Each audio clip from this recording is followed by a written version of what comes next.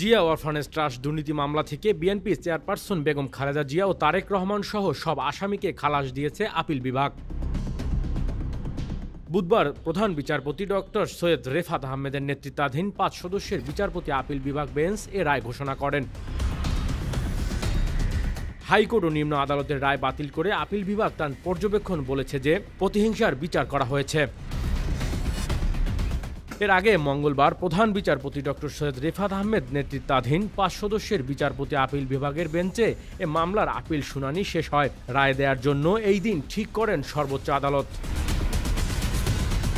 Zia orphanage trust মামলায় সর্বোচ্চ আদালতে ৪ দিন ধরে চলে রুদ্রশ্বাস শুনানি। বেগম জিয়ার আইনজীবী, রাষ্ট্রপক্ষ, দুদক আইনজীবী যুক্তিতর্ক উপস্থাপন করেন। এ মামলায় ১০ বছরের সাজা হয় বিএনপি চেয়ারপারসন বেগম খালেদা জিয়ার। একই সাজা হয় দলটির ভারপ্রাপ্ত চেয়ারম্যান তারেক রহমানেরও। রায়ে সব আসামি খালাসের প্রত্যাশা করেন দলটির আইনজীবীরা। তারা জানান, জিয়া পরিবারের হেনস্থা করতেই বিচারের নামে প্রহসন করেছে তৎকালীন আওয়ামী লীগ সরকার।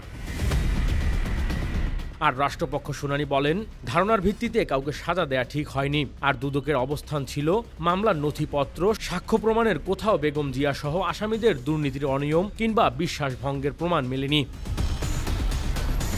মঙ্গলবার খালাস চেয়ে শুনানি করে মামলার আরেক আসামির কাজী সলিমুল্লাহ হকের আইনজীবী। এর মধ্য দিয়ে শেষ হয় জিয়া অরফানেজ ট্রাস্ট দুর্নীতি মামলার আপিল শুনানি।